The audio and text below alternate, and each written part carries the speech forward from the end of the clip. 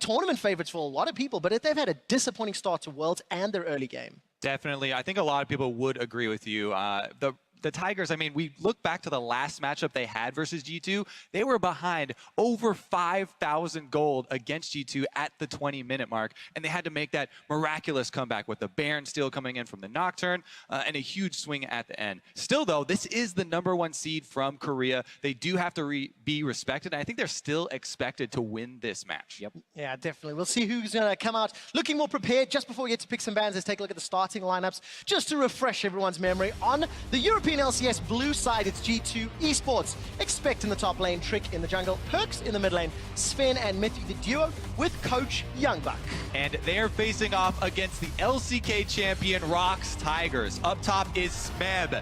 In the jungle, Peanut, mid, Kuro, AD carry Prey, support Gorilla, and Coach Nofe. Yeah, and if we're looking towards the draft right away here, there's some things that we learned about last week. The Aurelion Sol is something that not only ROX, but other Korean teams like SKT struggled with. Perks may be able to pick that up and bring it in. And then you also have to talk about the Nocturne. That was kind of a spur-of-the-moment pick for the ROX Tigers, and I wonder if they're going to bring a little bit more strategy into the draft now that they've been burned a few times in a row in the early game. Yeah, they've been focusing pretty heavily on Kuro's Malzahar and Prey's Ezreal, which are good picks for those guys, but don't bring a lot of that early pressure, right? Malzahar is not going to control mid. And the mid lane in this matchup, both of those guys actually have been a bit struggling in the group stages, so I'm very curious to see which one of these teams are going to prioritize early picks and that early power. Last week, it was a first pick Ezreal on the side of ROX Tigers, who were blue.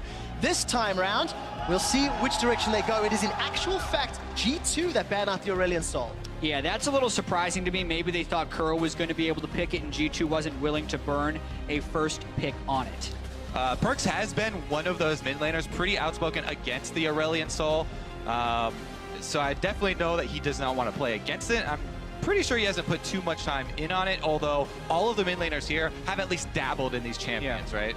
And I always like seeing what the adaptations are from week 1 to week 2 of Worlds. These teams had 3 full practice days after the last day of group stages in order to try and prepare some new champion picks. And already we're seeing a lot of stuff banned. In this game that we saw last game, that's now 3 bans from their last matchup. Definitely true. The Ezreal we just talked about, targeted here as well, taking that off the board for Prey. And then Olaf. Trick was amazing on Olaf in their previous matchup. Definitely one of the reasons that G2 had such a large amount of control in the early game, going bottom very quickly, getting both summoners, getting kills off the bottom lane. That's how G2 really snowballed that game. So week 1 told me to look for 2 things, Syndra and Nidalee, and there's only 1 ban left. I wonder what the target's going to be from the ROX Tigers if those 2 are still high priority after week 1. You got Syndra, you got Nidalee, you even have Elise. Elise was right underneath Nidalee as far as junglers go, and if they don't necessarily care about the hard farming of Nidalee, it didn't lead to very many wins last week because of a high priority that was on CC. It's really hard to say what the first pick's even going to be.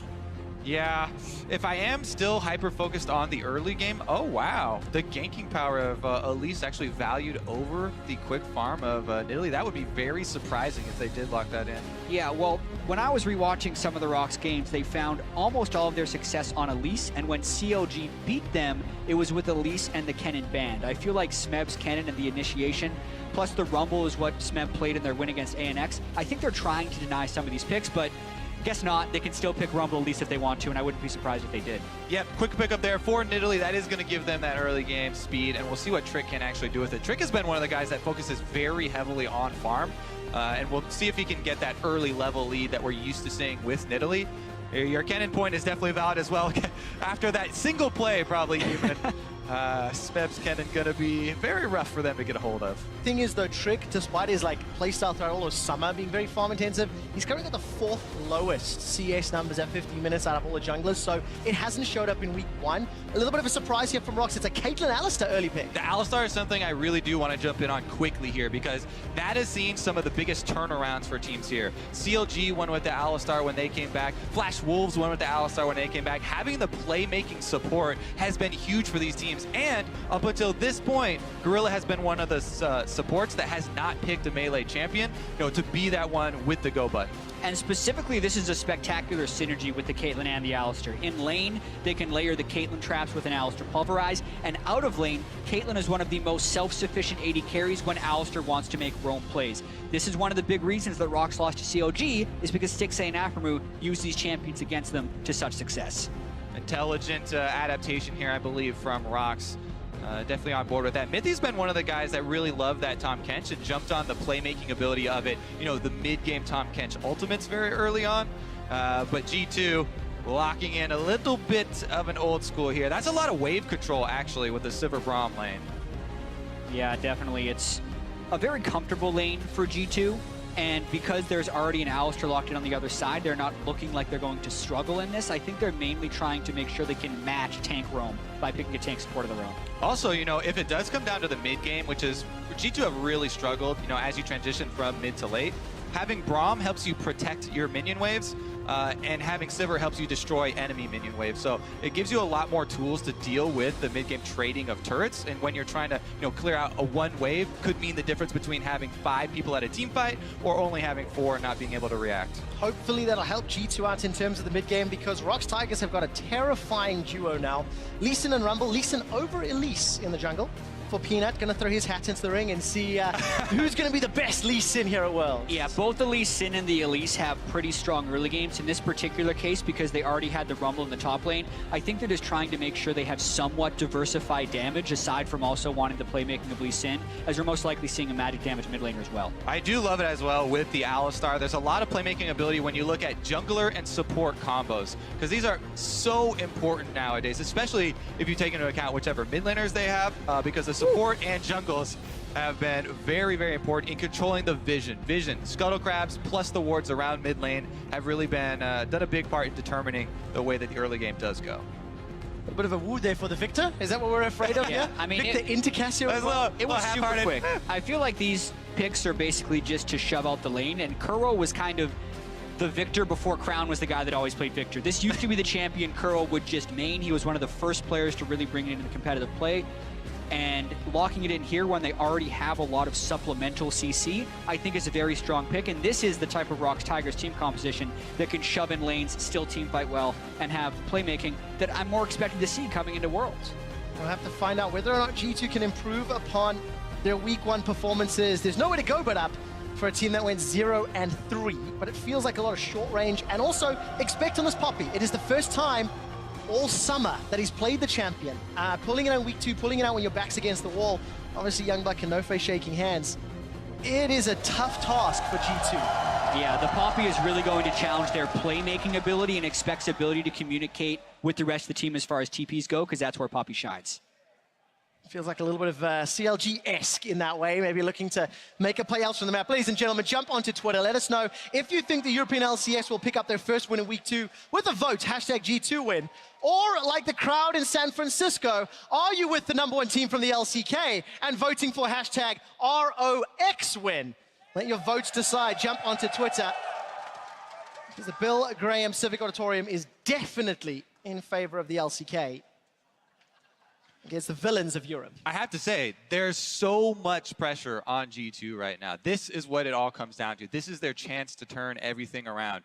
You know that no team has ever in the history of the World Championship gone 0-3 in groups and made it to quarterfinals. G2 would be the first team to ever accomplish that if they can win all their games, and they have to start now. And it's such a daunting task, because not only would they have to go 3-0, that only gets them into a tiebreaker. Exactly. So if they want to make it out of groups, they actually have to go 4-0.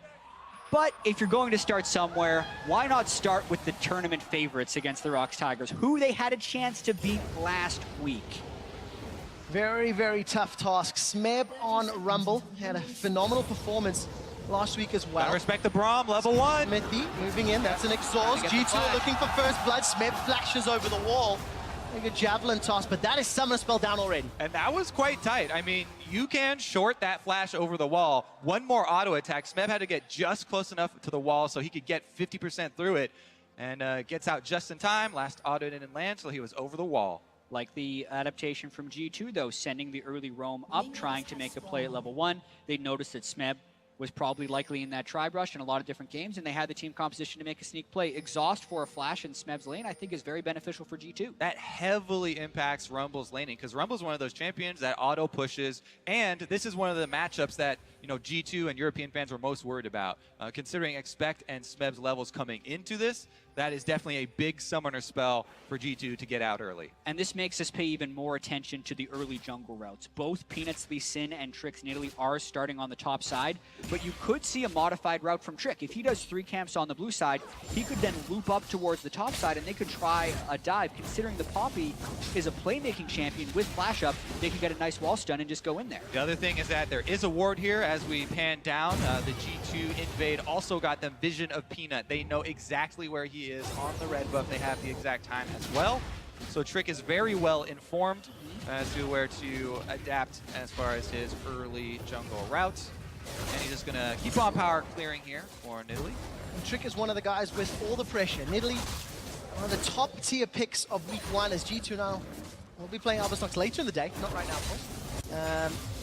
And we caught a glimpse of the masteries down bottom. Gorilla running Ignite on his Thunder Cow. A lot of aggression in lane. That's a champion that's 8-1 throughout the course of week 1 of Worlds. And Gorilla, I want to keep an eye on him. This is what we were talking about, though. The quick 3 camps going up. Expect does have flash. They want to hit Smeb backwards. That spear missing hurts. Skill shot missed. Sidestep from the trap. And Smeb's going to continue to get ran down. Very good flash pin.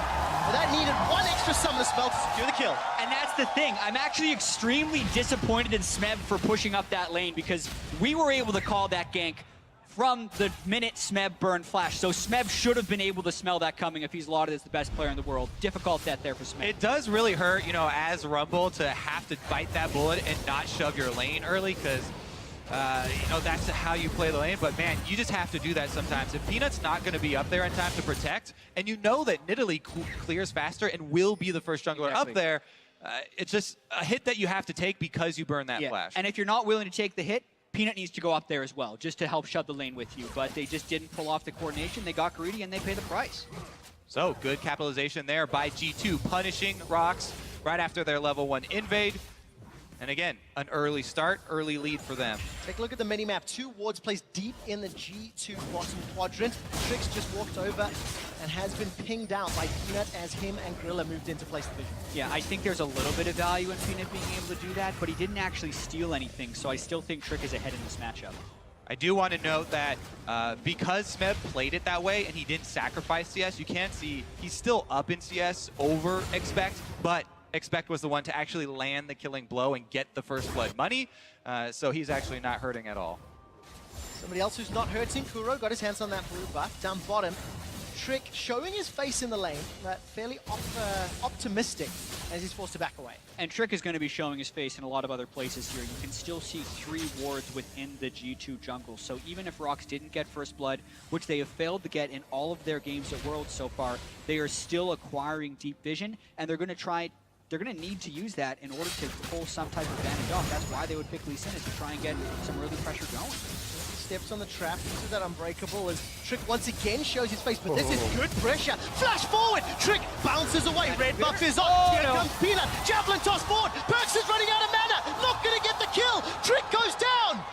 Perks either ran out of mana or thought it was going to kill him with the poison, but that is a massive misplay there by G2 getting super aggressive and giving a kill over to Peanut. You can tell the hesitation there. When you're doing a risky play like that, diving between turrets, both members, jungler and mid laner, have to focus on the nearest target, and they split.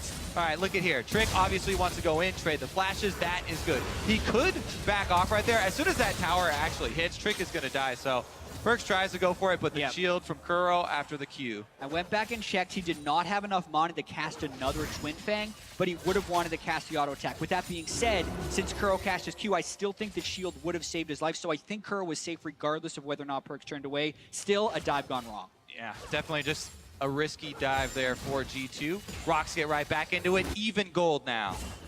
Trick once again looking to repeat up top. Smeb, no equalizer, but got his flash available. Couple of pings there, so Trick. And level 6. At this point, Smeb could 2v1. Oh, javelin toss. Actually Expect knocked him with the heroic charge just out of range. Down bottom, double knockup for Gorilla. Spins running low. Summoner heal flash is still available for him, and a potion. Sven's going to ricochet to clear the wave and back out. Critically on that top side, they did get Smeb splash out of it, though. Here comes Lee Sin from their own jungle. G2 can't overchase again. That was a good job. They tempered their aggression around mid this time. Yeah, and thinking all the way back to that top lane gank from Smeb, I don't think he needed the flash. I saw his player cam right afterwards. It looked like he realized he didn't have to do it afterwards as well. He had already dodged that spear, and the charge had already not stunned. And Trick actually looks a little frantic in the jungle right here. A low farm Nidalee 6.5 minutes into the game. He's been spending almost all of his time in lanes going for gank after gank, and he hasn't really been that successful aside from the very first try. Well, he's going to try to alleviate some of that pressure. Perk's got a small minion wave advantage over Kuro, and expect still even in that matchup against Smeb, obviously the kill under his belt. But big importance down bottom. Prey slowly pulling ahead here of Sven and Mithy. Still have all summoners up for the ROX bottom lane here, so maybe they will get a summoner out of this, but it doesn't look like they'll be able to accomplish too much with the straight lane gank here from Trick. Now, revisiting that mid move though, you know, one of the biggest strengths of junglers like Nidalee and Elise, who can go ranged as well, is making those early trips to a turret where you're bullying the enemy mid laner, and your small advantage could just come from forcing them off that turret. They could have just denied that whole minion wave. You know, when the spear did hit, it got a little bit antsy going for the dive, and they weren't both quite 100% in on it, so they definitely lost out. Peanut, though, gets the blue and kicks his way out. Yeah, I completely agree with that one. The move to go mid wasn't a flaw by Trick, but it was just the aggression that was shown afterwards. And with that, it definitely feels like he is getting really scouted out by ROX, and he's being very obvious about his movements. When you're doing low percentage ganks like that on Nidalee, good junglers will punish you, and that's what we see there with Peanut taking away the blue buff, denying perks. Gonna have to track Trick and how he continues to pull up, because last week he had one of the fourth lowest jungle proximity with the rest of his team members of all junglers here at Worlds.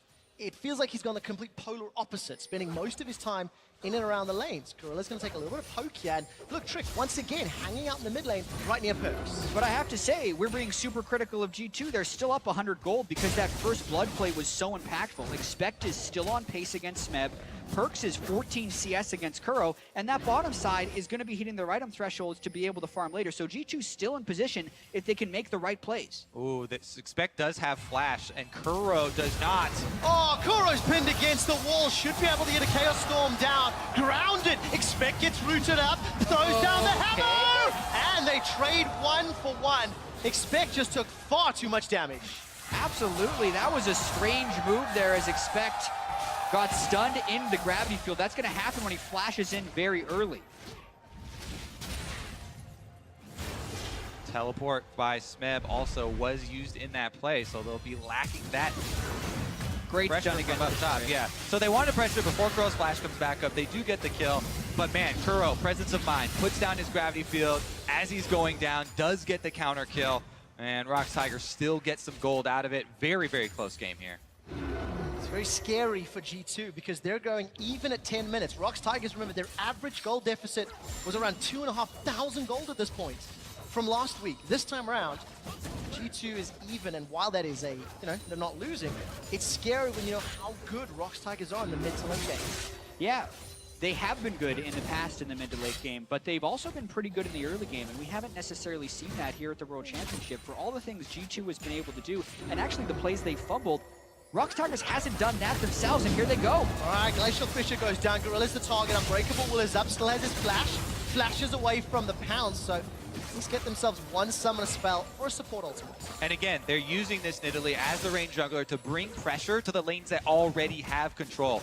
This is what they want to do at the mid lane and not go for the dive. You pressure the turret, try and force them off of some CS, get some turret damage. The first blood on turret is still available. That first gold is a big cash-in as well, and G2 are making a lot of headway both in mid and on the bottom turret. So if they take it a little bit slow and methodically, then they should be able to cash in on that without having to risk lives for the kills. Yeah, not to mention they burned the defensive summoner spells of Gorilla and have a teleport advantage in the top lane with the playmaking Poppy. So if they want to repeat that gank, they still have another 2 minutes or so to try and do so.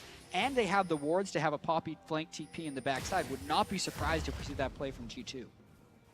Window of opportunity slowly closing And G2 need to clean up their play, because the 2 times we have seen those dives happen, G2 have given up more kills, which they shouldn't have.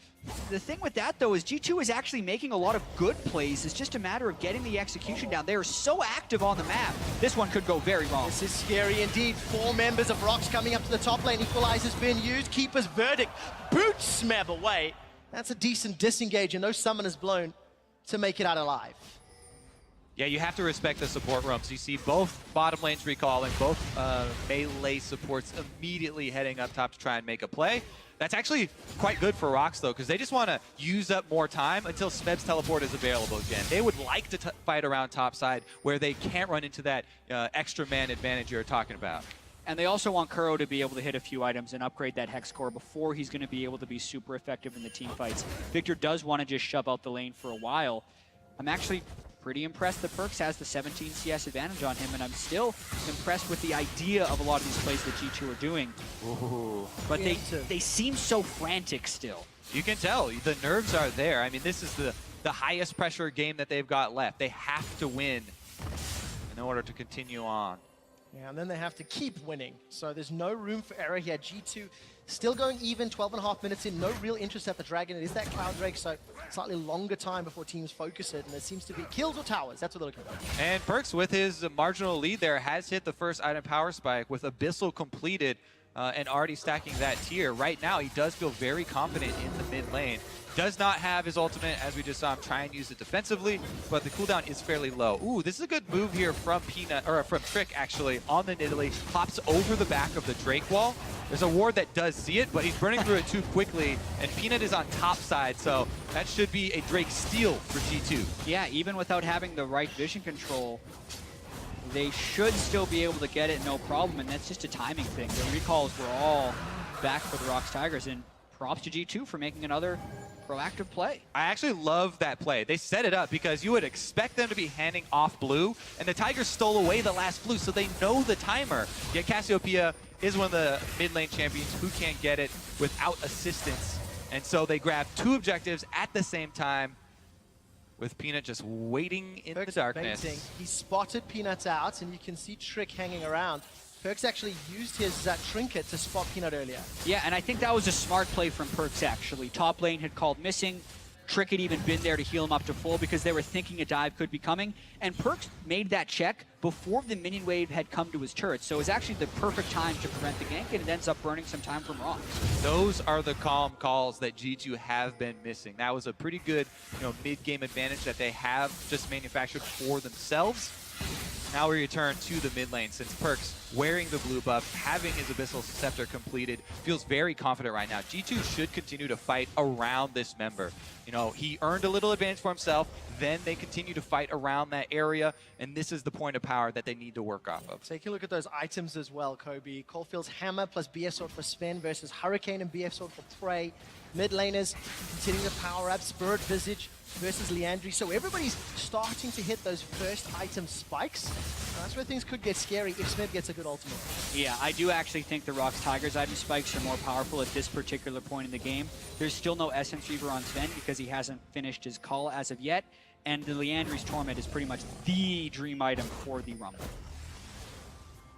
And that's exactly what Smeb's going to be looking to use. It was Smeb's ultimate last week that really destroyed G2 and secured the game. But look at this focus around the Dragon. So many members parting in. And that's the problem, right? Because of G2's intelligent play with the blue time spawning, same time taking Dragon, even though Smeb has his power point, even though he's teleported back up, there's no Dragon to force it down bottom. So it'd have to be some kind of skirmish. You have to really clear out the wards and the side brush down around bottom right now, because that... Ooh, here we go! Oh, down in trouble. Glacial Fisher goes out to buy some time. Mythy fancies a little bit more poke. Heal and Flash still up, and here's Perkz as well. Petrifying Gaze, that locks up Peanut. Trick splash forward. G2 are looking for more. Peanut's running for his life. Teleport's coming down. Smeb's going to be able to equalize the fight.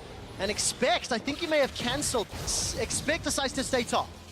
Yeah, that's going to make A bit of a strange moment right here with Rumble in the bottom lane and a bunch of Summoners Burn. This could actually be the first turret. Equalizer is available. It's a scary flash double knockup equalizer.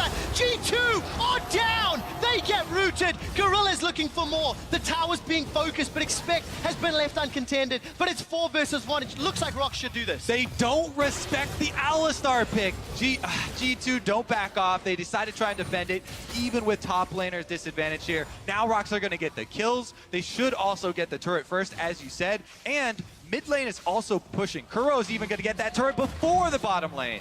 That's the break that ROX Tigers have been waiting for, and this is more like the ROX Tigers we're used to, with the 10 to 20 minutes making the big plays after they hit their first item power spike. That was gorgeous from ROX. Alistar pick highlighted so much yesterday, and then not yesterday, but through the last week of group stages, and Gorilla here not hesitating at all. Both flashes up from Mythius Fan and just too quick. Yeah, it was so fast, and that's one of the big reasons we've been seeing the Alistar success so far at Worlds here, is just the setup CC he gives for some of the big damage dealers. And you can't be surprised by that play. Both of them standing right next to each other, so the flash headbutt pull does get 2 members, makes it an easy equalizer, and only Nidalee was split off and able to move his character, so a pretty easy cleanup there for ROX, and now they have something that they have not really had so far here at Worlds, which is control of the game in that mid game. And now we'll get to see what they do with their vision to try and take over into the jungle. 1,500 gold lead, 4 kills to 2, 2 towers to 1. ROX Tigers just absolutely dominated G2 in the early game, and Gorilla and Peanut, they're double teaming, placing some vision, slowly being cleared out, and that is of course because Dragon's up in a minute and a half. Yeah, and the worry now for G2 is the fact that Trick hasn't been farming the way you're expected to on a Nidalee, and is really far behind as far as items go. You'd expect the Nidalee to be a half item ahead of him at this point, and look at the deep control ROX have within the jungle. That vision I just mentioned being set up by ROX Tigers, they capitalize on it, and they're going to chain turrets. This is a very, very steep hill to snowball on. And it's a snowball that ROX are pushing at full speed. Complete vision control. Both turrets down in the bottom lane. And ROX are starting to back away. This was more of what I was expecting to see from ROX Tigers throughout the course of week 1. They're even going to back away, set themselves up some further control. For G2, it now has to come down to Expect. Finding a good flank, finding a good Poppy ultimate, and breaking up multiple team fights for G2. Exactly, finding the right team fights and having Perks in the right position to give a large amount of DPS, but it's going to be really difficult mainly because of the lack of vision control and how ROX is now laser focused around the right objectives. The deep vision line they have within G2's jungle, 15 seconds until the next strike is up, but uncharacteristically, they're actually without a teleport top laner on the wrong side of the map, and Crow's getting a little poked out. Well, Perks uses his Ghost to force Kuro away. 3 seconds to Ocean Drake. G2 should rush it. Sven's pushing in the bottom lane. It feels like that's what they're trying to do. If they've been timing their teleports properly, they'll know that Smeb can't actually make it down, so they should be taking this Drake no problem. Seems to be the case. Prey and Gorilla hanging out in the river, but ROX Tigers are backing away. Yep, Smeb's heading back to top lane. You can see him go up to the minion wave. They're going to try and trade that Drake for the turret instead. But it feels like G2 want to take a tower as well. Multiple pings on that bottom outer. Sven will pick this one up. The rest of G2 is somewhat meandering around the mid lane, and Peanut may find a way in. Perks, no Ghost, has flash, and there's pressure on multiple sides. Flash for flash! Petrifying Gaze is turned away from, and Gorilla is able to get out with his life, but that is a great exchange, because it was a pulverized headbutt, rather, from Gorilla. Yeah, the overall exchange is heavily in the favor of G2 because they trade an outer turret and still get the Drake with no contestion. And this is kind of the tragic thing about G2's story at Worlds here. They have so many good ideas, but they just haven't been able to string them all together to actually find a victory. I'm going to try to pull back this 2,000 gold lead. Javelin's coming in from the side. Remember, Smeb's teleport now is available, could join this fight as they try and kite back to a proper teleport location. Decide against it for now. 1 or 2 wards still behind the G2 line. And G2 looking to defend once more. Just very good play. We've gone over 20 minutes. ROX Tigers have got great control of the map, despite 1 or 2 small sort of timing errors, maybe, in terms of like the Dragons, for example. You know, their backs earlier, their teleport. Now, that's what's allowed G2 to at least get the Cloud and the Ocean Drake. We'll see how important that turns out to be. Because I don't know if the game will go long enough for Elder Drake to matter. Yeah, especially with the way ROX have some playmaking potential with the Alistair, but it's still just a 2,000 goal game at 21 minutes. Team composition-wise, you'd want the Nidalee team to have a little bit of a goal lead in the mid-game, but they still have some giant scaling coming in with Cassiopeia and the Sivir, so it's not like this game is over now. Not over now, but I think that the biggest problem G2 are facing at the moment is the fact that they did lose all their outer turrets very, very quickly in succession there. Having no mid turret really takes away a lot of your mid-game playmaking because the ward line, which sets up those mid-lane plays, is very difficult to get since ROX still have theirs standing. Even though you'd love to have, you know, this Poppy teleporting in and having a Poppy with flash teleport to get the team fight started out, you know, you can change the numbers of entire thing. You need the wards to be able to get that teleport in the right position. And right now, Perkz a little bit of trouble. That was Gorilla looking for a flash pulverize. Didn't find the target. Perkz used his petrifying gaze earlier. And also, Trick, he's just picked up Rod of Ages. 22 minutes? That's going to be some time. Sven's in trouble. Flash and heal are available. Spell shields the Sonic Wave, and ROX, they're pressuring the inner turrets. Yeah, no flash on Gorilla is very good for G2. Buys them a little bit of time, but pushing up against the turret, you actually don't even have to worry about flash. You can get right into range. Oh, Perkz takes himself an Electro Harpoon, Glacial Fissure. That connects onto Prey. Gorillas throwing down the Unbreakable Will. Traps come out. Expects, teleported in from behind. Gets a two-man knockup with a verdict. They've got themselves the cow, but Expect goes down in reply. 1 for 1, and G2 are running away. That choke point was so deadly. Yeah, I like the teleport in from Expect, but you could really see the zone control of ROX right there and the relentless turret pushing they're going to have with this Caitlyn. Kuro's Victor here with the lasers, the gravity field. Very, very good gravity fields and lasers as far as the placement is. Really controlling those corridors. Plus, they had a minion wave already pushing top, so they just rejoin the minion wave and almost get through the inhibitor turret. They might just take it. It's down to 200. Perkz is in trouble. Petrifying Gaze is up, but doesn't find a target. And the base is opened up at 23 minutes. Yeah, and it was a greedy objective try there by Trick to run top lane. I think if they had him, they could have defended the bottom side turret, but they thought they'd be able to hold off with the Sivir. And thinking about that team fight a little bit more, you can kind of see how much trouble Sven will have to really get involved with these fights. Mithy forced to flash. Ace in the hole comes down. Mithy's backing away. This has bought enough time for Trick to now come and attempt a flank, but this is messy and risky and troublesome. A 5-man ROX unit.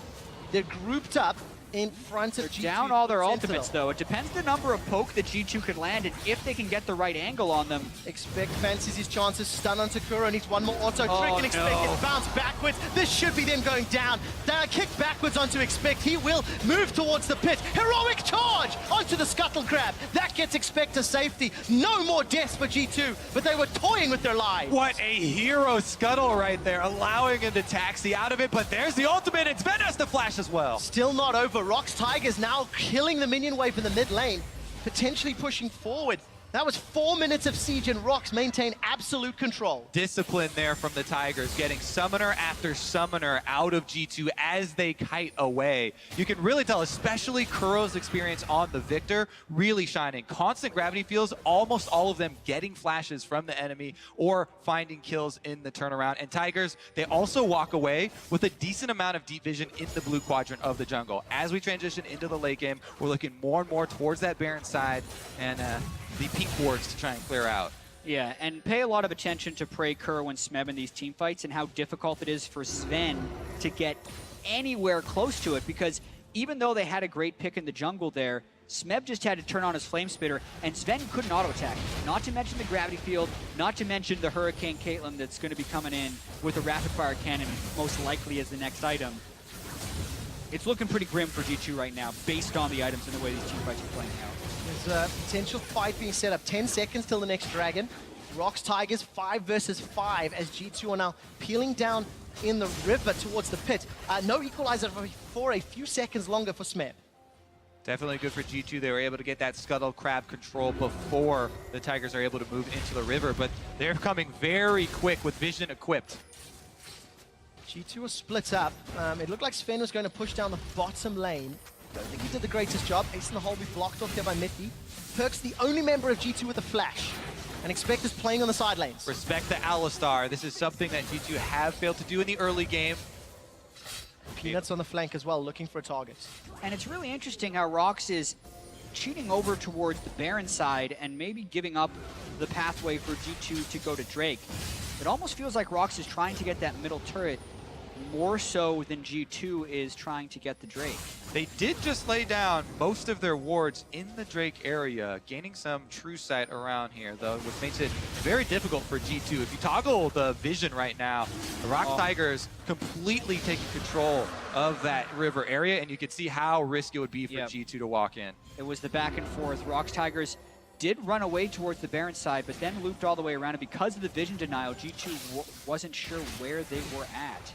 G2 back away from the river. They've got a big minion wave pushing in the top lane. Reminder, if G2 do not go 3-0, not likely to make it out of quarterfinals. Right now, down a 3,000 gold hole at 26 minutes, feeling like they're being pulled in too many directions. They really are. ROX is playing the map extremely well, and they have very good vision control throughout. Not to mention, they have stronger initiation than G2 have. Whenever G2 try to initiate, even if they can get a pick on one person, they can't get their damage through the rest of the fight. Lee Sin can kick people back, Victor can put down the gravity field, Alistair can headbutt people away. There's just so much that ROX can team fight and peel with. Both teams are fairly balanced compositionally. And G2 do have a decent amount of tools to work with as well, with the Braum and the Poppy. Pretty good zoning, but they have not been able to get these fights, for the extra vision. All their vision now is purely defensive, and they're kind of waiting on the Tigers to make a bit of an overextension into their jungle and split up a little bit. Well, that's something that G2 have done many times already this game. Slowly getting some more power. Eye-Edge closer and closer for Sven. Mithy eats a Sonic Wave, but Peanut decides not to go in on the support, saving his kick and his ultimate. But Baron is absolutely the area that now G2 have to set their sights on. The blue trinket's coming up for Kirk shortly, but they're playing very far forward. There are a decent amount of wards surrounding G2 as well. And Gorilla has Flash, the all-important Alistar Flash. Huge playmaking ability here from him. The possibility. Oh, spell shield down. It's been a while since we've fought too, since all summoner spells are up right now. Also another thing to keep in mind with the top lane matchup. Whoa! Is Perks and Perks splashes backwards. Petrifying Gaze finds nobody, but Siphon Power does. Peanut gets a pick, and now ROX Tigers 5v4 for 40 seconds. All eyes on Gorilla, but Peanut's the one who comes up with a huge play, and they're not done. No, they're not. Trick is the target. He's going to get equalized. Smev is flame spitting down. Mithy's going to get out with his life for now. ROX Tigers get the prize tower they set their sights on. And what is next? Will it be Baron? It very well could be. Perks is still down. ROX Tigers can now get the vision control when they're trying to run toward this. That would require some pink wards, though. It's going to be really difficult for G2 to defend this. Mountain Drake makes the Baron much faster. 30-minute Baron attempt on the hunt for Spin and Flash. This is the pressure on G2 now. Are they going in? Keeper's verdict. Flash away from. Pickup in the pit. It's picked up by ROX. But what can G2 do? Trick is looking for Gorilla. Expects the one that gets the kill. Prey's left alone. He should get stunned up and taken down. Javelin toss won't connect. 2 kills for G2. They've got a small window to play with. Expect came up huge, but Trick didn't go into the pit to try and contest the Baron smite. He went for the kills. They've got 2 of them. Goro not going to get stunned. Expect decides not to use his flash. Smeb's equalizer, quarter the cooldown available. G2, they're trying to push forward. That's a decent interrupt on Peanut. But Expect's going to back away. And a 3-man ROX. They're pushing G2 out. It's insane that G2 is like this. Perks has been sitting in the middle of the river while the other 4 people on G2 are pushing mid. If he was there, I think they get the mid turret. And ROX narrowly get out of that one with the Baron. It's not done yet. Peanut's going forward. I think he stole it in his face. I can't believe. So we're going to have to see a replay of that Baron contest there from G2, but that play, I can't expect any more from my top laner. Expect gets 2 people out, stuns the jungler against the wall, but Trick is going for the kill on the support Alistar with his ultimate available instead of going with Expect to try and contest that smite, and that allowed Peanut to get it off in time. Yes, they did get an extra kill, but the possibility, especially since he got the smite last time they went for it, a little bit disappointed. Exactly. calm under pressure and figuring out the right play has been where ROX has been able to get their edges against G2. That Baron play, while it was later in the game, eerily similar to what happened in game 1, but both times, ROX was able to come out with the upper hand. Peanut just so cool under pressure, smiting another Baron, even when flashing red. Not worried about his life, worried about the objective for the team. And still lived. And this allows ROX even more control, extending the gold, extending the kills. Got a few minutes of Baron available. G2, they have to scramble. They've got a few big items, Void Staff and IH now for Perks and Spin, but it simply might not matter. They're so late to this turret as well. Expect just in base, they lose the entire thing. That one's already down, 0 contest from G2. Couple of skill shots being thrown out, Expect is being zoned away. Yeah, and Smeb is already on the other side because that turret's been down the whole time. G2 doesn't have very good initiation right here unless they teleported in from behind with the Poppy, but then they'd be afraid of the zone control from ROX, so they're just kind of taking poke. Sven is in trouble, Sonic Wave delivers Perks to the team. Petrifying Gate stuns nobody. The verdict sends out only Kuro, but it's not enough. Mithy's already dead. Ace in the hole almost kills Trick. Inhibitor number 1 falls. Inhibitor number 2's already down. And ROX Tigers, they're looking on the Nexus. G2 need to defend. This is for their tournament lives. G2 trying to push out. ROX Tigers, 5-man stack. But they've got to deal with the damage dealers of G2 and minion wave slowly pouring into the base. Yeah, and every once in a while in this game, you get glimpses as why ROX is the tournament favorites. Those moves to try and get those 2 inhibitors were just so smooth and without hesitation. Kicking back Perks, making him feel out of position, then layering their CC and damage spells to make it so G2 couldn't properly enter the fight. The easiest double inhibitor take I've seen in the wild with such a minuscule gold lead. Yes, it's 5,000, but that's not your overwhelming lead that normally allows you to do stuff like that to opponent teams. So clean. And ROX Tigers take another Dragon Ocean to add to their mountain. 6 minutes till Elder. They won't even need that, but it's another safety net if their next few pushes don't work out. But that's simply not something that has happened to ROX. They've pushed and they've found nearly every objective they've set their sights on.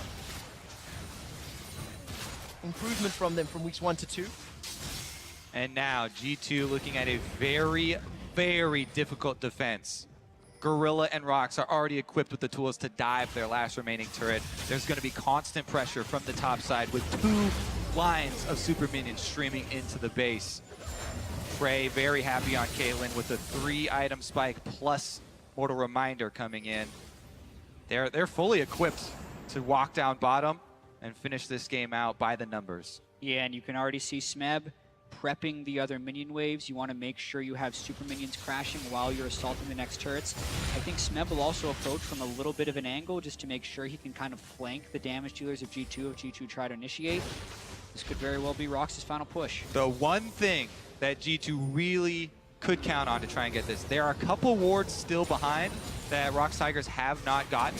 If the Poppy teleports behind and gets some miracle charge on the back. Teleports behind, also all the couple people out. They'd have to go, there's the teleport. Teleport being channeled, Expect's coming in from behind, but what will we anticipate? Expect puts a steadfast presence, he's looking for Kuro. The Glacial Fissure into Keeper's Verdict, but there's no damage follow-up. Perks can't find a target. Kuro's on a killing spree. Sven follows, there's no DPS for G2. There's no more tournaments for G2. Expect's running away, he's not gonna get burned just yet. 2 members of G2 are dead. ROX Tigers have super minions pushing to the base and a massive minion wave down bottom. G2 had to try, but ROX knew that as well and were absolutely ready for that initiation.